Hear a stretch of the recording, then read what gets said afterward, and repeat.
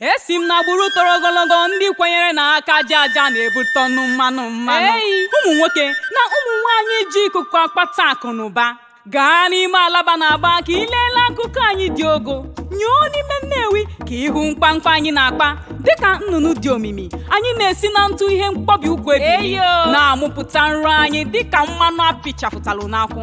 Esi m n'agbụrụ ndị nwere nka na azụmahịa, ndị bụ ebube dịka kpakpando n'anya ha, ndị si ọwụwa anyanwụ ma gbasasị ụwa niile. Nzọmụkwụ anyị na-amị mkpụrụ site na Kano ruo na Lagos.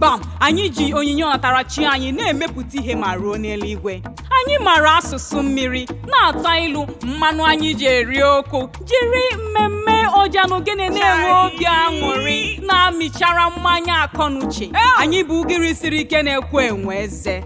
Nke a bụ njirimara anyị, nke a bụ nketa anyị. Heritage Bank, onye nrụkọta ọrụ akụ na ụba gị agaghị agwụ agwụ.